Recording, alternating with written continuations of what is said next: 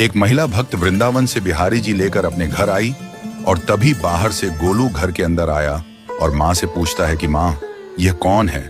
तो मैया ने बोला, ये भगवान हैं और ये ही हमारे मालिक हैं।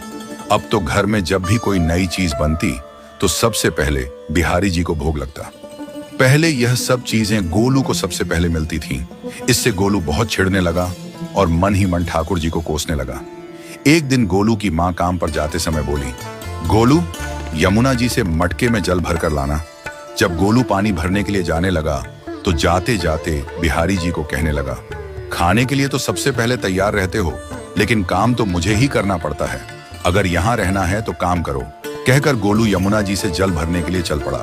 गोलू जब यमुना जी में जल भरने लगा तो उसने देखा कि यमुना जी के अंदर बिहारी जी विराजमान हैं और कह रहे हैं, ला गोलू, घड़ा हम भर देते हैं।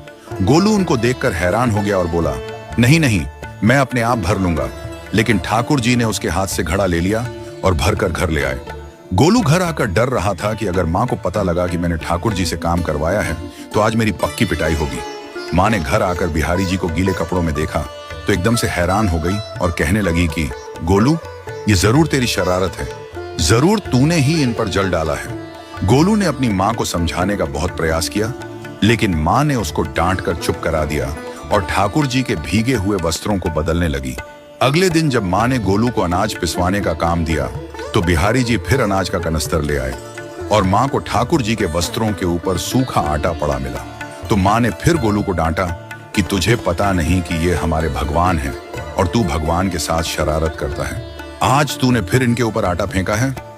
तो गोलू शपथ लेकर कहने लगा, नहीं माँ, मैंने कोई शरारत नहीं करी है।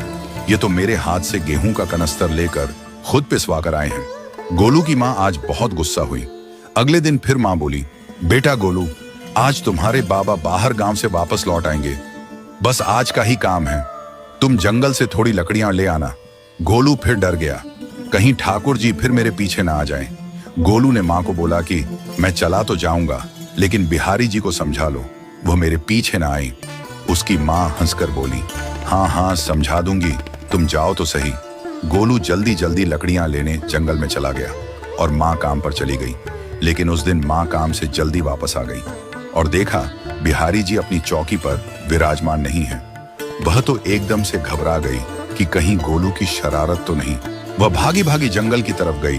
तभी उसने देखा कि गोलू के साथ एक इंसान लकड़ियों को लेकर घर आ रहा है। गोलू की माँ यह देखकर हैरान हो गई कि यह तो बिहारी जी हैं।